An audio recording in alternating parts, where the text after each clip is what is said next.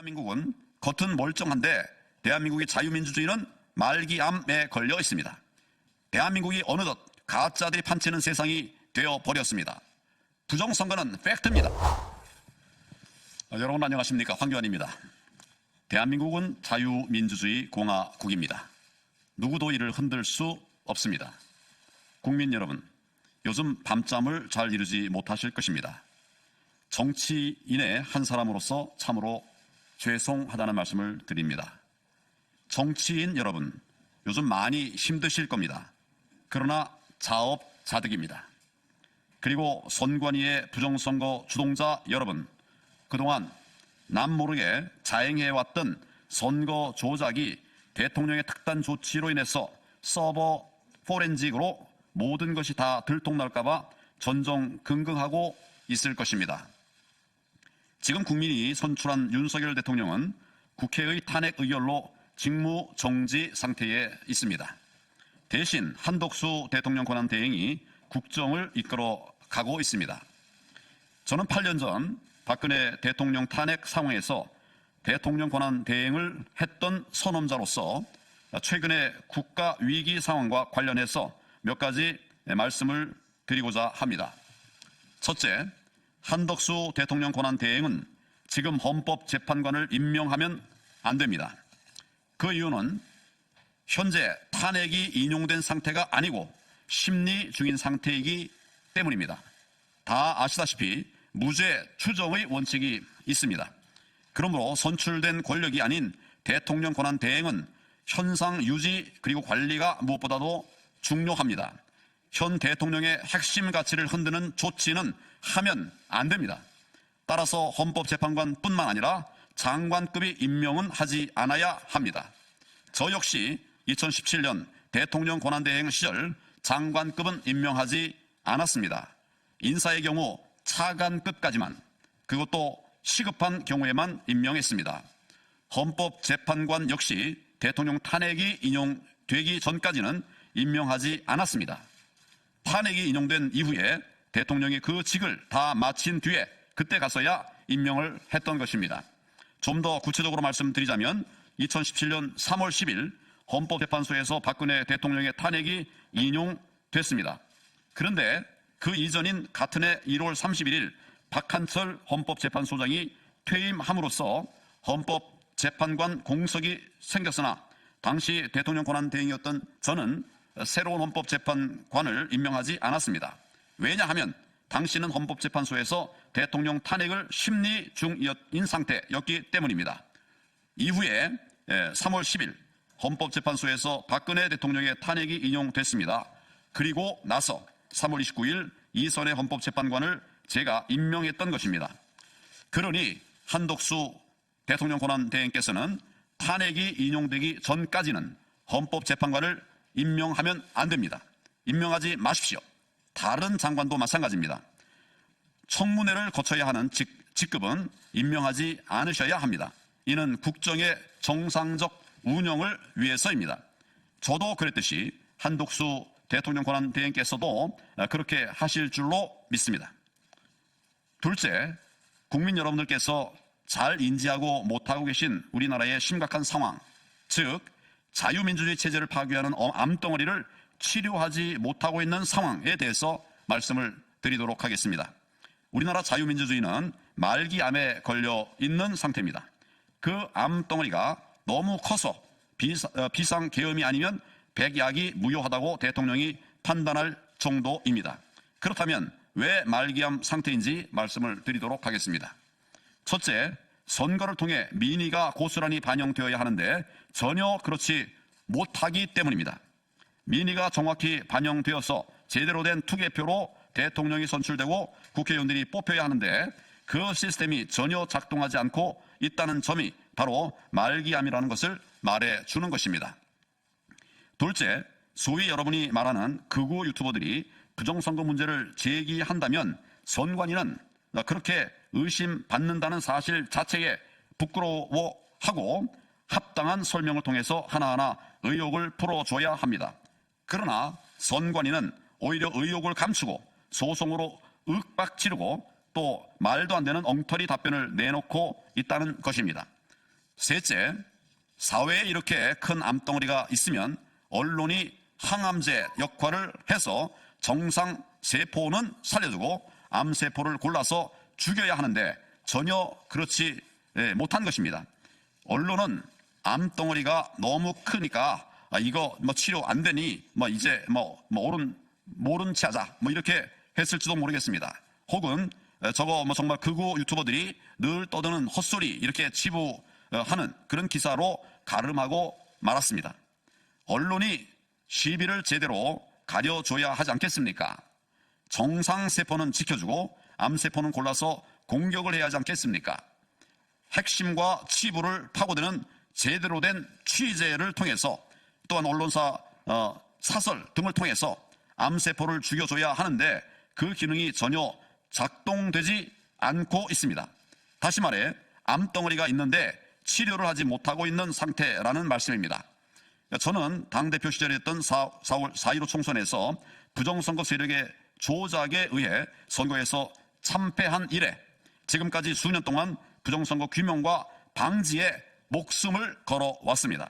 왜냐하면 자유민주주의를 파괴하는 이 암덩어리를 제거하지 않으면 대한민국의 미래는 없기 때문입니다. 이미도 치명적인 결과를 가져오고 있지 않습니까? 이는 좌파 우파를 따질 사안도 아닌 것입니다.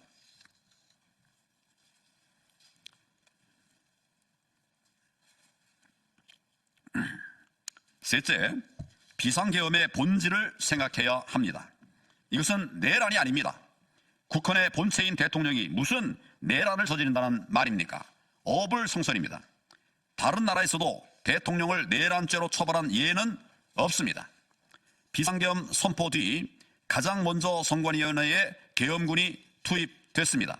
그 숫자도 297명으로서 국회에 투입된 280명보다 더 많습니다. 대통령도 그리고 김영현 전 국방장관도 부정선거 문제 때문에 극약 처방을 내린 것이라고 했으니 이 부정선거 문제가 과연 그런지 아닌지를 가리는 것이 최우선이 되어야 하지 않겠습니까? 그런데 다들 딴소리만 하고 있습니다. 즉 달을 가리키는데 손가락만 보고 있다는 것입니다. 부정선거라는 달은 안 보고 계엄군 투입만 보면서 내란이라는 프레임을 걸어 놓았습니다. 이런 프레임은 야당이 국민을 대상으로 걸어놓은 것인데 언론 역시도 이 프레임 속에 빠져 내란이라고 하면서 그 연장선상에서 탄핵을 외치고 있습니다.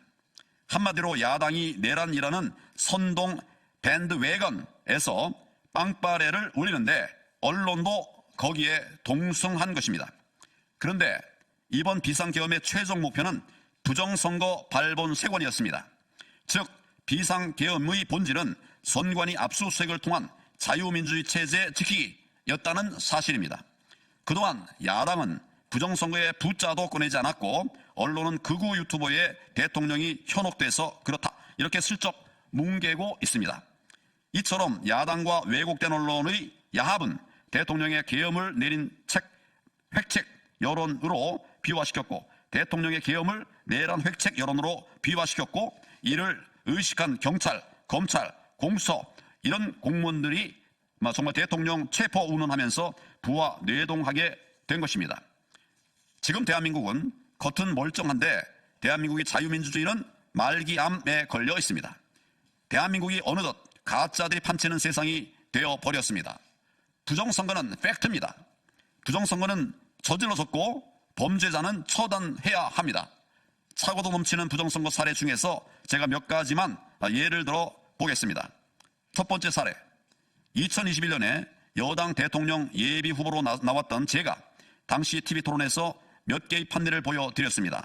4.15 총선 재검표 현장에서 제가 직접 가서 제 눈으로 똑똑히 보았던 빳빳한 신권다발 뭉치, 빳빳한 신권다발 뭉치 투표지를 보여드렸습니다. 이것은 부정선거를 확신할 수 있게 해주는 그런 증거 사진이었습니다. 그런데 이것이 문제가 커지자 선관위가 홈페이지를 통해서 답변을 내놓았습니다. 그 답변이 무엇인지 여러분 혹시 아십니까? 선관위는 투표용지로 형상이 복원되는 특수용지를 사용했다고 그랬기 때문이라고 그렇게 버젓이 거짓 답변을 했습니다. 그러나 세상에 그런 종이는 없습니다. 여러분께서는 이 말이 고지 들려지십니까? 전문가들의 증언도 그런 종이는 세상에 없다는 것입니다. 두 번째 사례입니다. 선관위 홈페이지에 들어가 보면 유효표와 무효표의 판정 기준이 나와 있습니다. 그런데 여기에 투표지에 투표관리관 도장 날인 없이 기표된 것도 유효표라고 설명되어 있습니다. 투표지에 투표관리관 도장 날인이 없는데도 그렇게 기표가 돼도 유효하다, 이렇게 설명하고 있습니다. 이게 말이 됩니까? 만약 이렇게 되면 얼마든지 가짜 조작이 가능하다는 말이 되는 것입니다. 그러면 얼마든지 가짜 표지를 만들어낼 수 있다는 말입니다. 그것을 막으려고 투표관리관 개인 도장을 찍으라고 법에 명시되어 있는데 말입니다. 왜 이런 말도 안 되는 일이 벌어졌는지 혹시 여러분 아십니까? 그 이유는 현 노태악 선관위원장이 4.15 총선 오산시 재검표 현장에서 내렸던 엉터리 판정 때문입니다.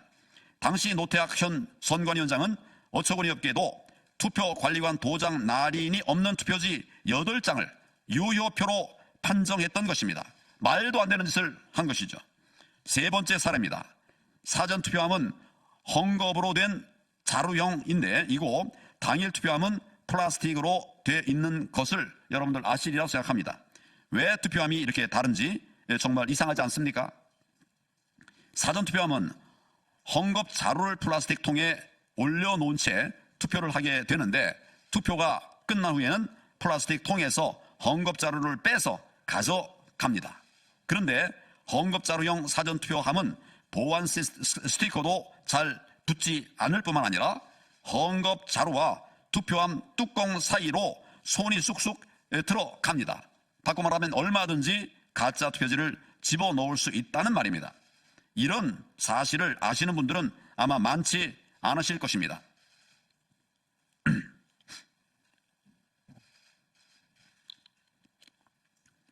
또 사전투표를 누가 했는지, 몇 명이 했는지 이런 것을 확인할 수 있는 자료는 그 어디에도 없습니다.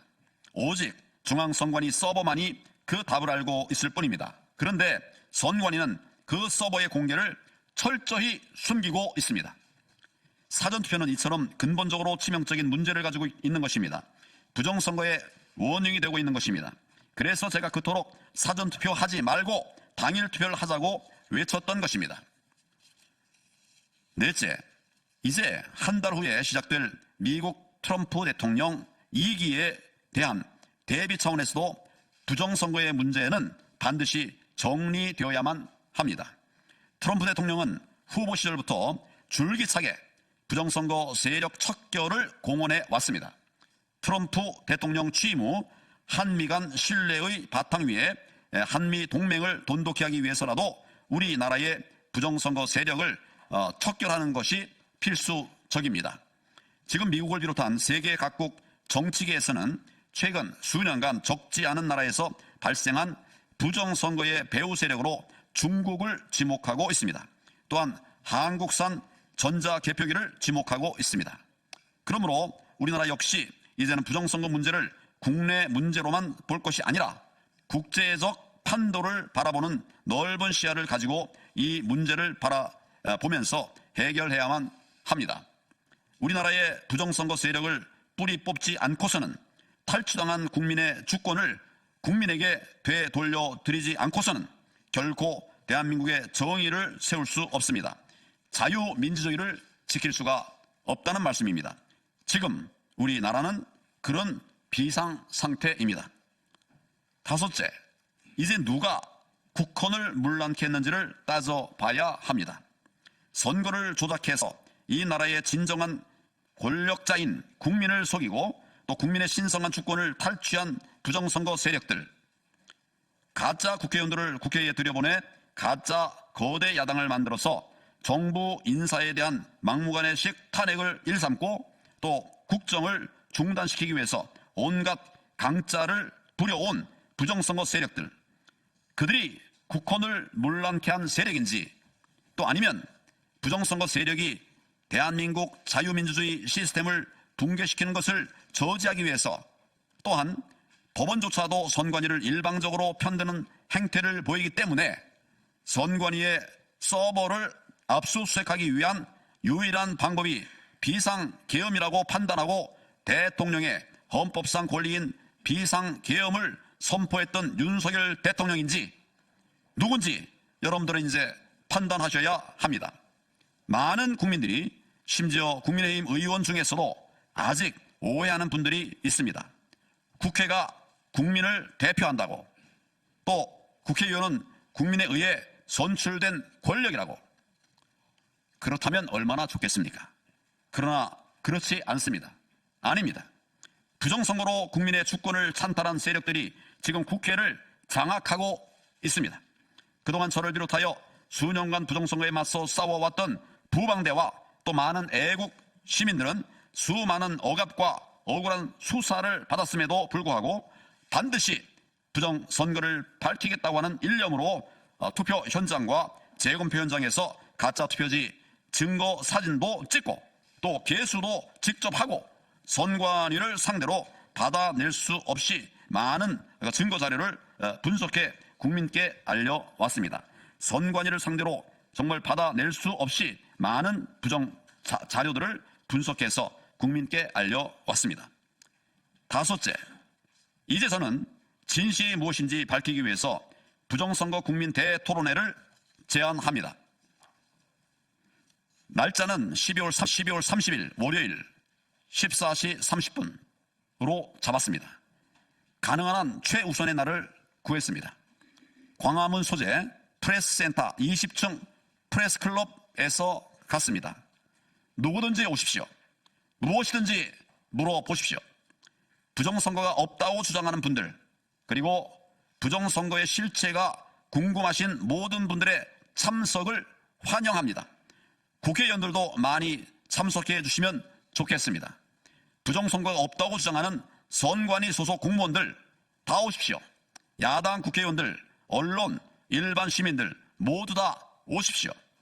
기자 여러분들도 다 오십시오. 부정선거 국민 대토론회에서는 무제한 끝장 토론을 할 것입니다.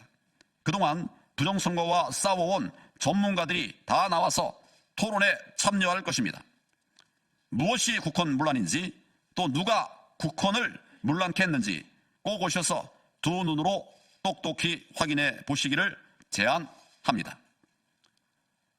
일곱 번째, 마지막으로 기자 여러분께 호소합니다. 왜 이런 말도 안 되는 부정선거 행태에 대해서 정의의 칼이 되어야 할 기자 여러분들은 시비를 가려서 또 무엇이 옳고 무엇이 그른지 밝혀주셔야 되는데 그렇게 하지 않는 이유가 무엇입니까? 재검표 현장에서 주요 언론 기자들은 아예 없다시피 했던 그런 사실을 저는 기억합니다. 매주 집회를 하는데 주요 언론의 기자들 안 보였습니다.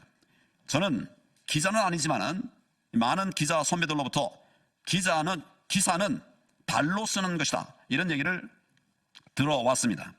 직접 현장을 찾아서 발로 뛰면서 취재하라는 말씀이라고 생각합니다. 그런데 왜 여러분들은 현장을 취재하지 않고 선관위의 해명만 이것을 옮겨 쓰고 있다는 말입니까?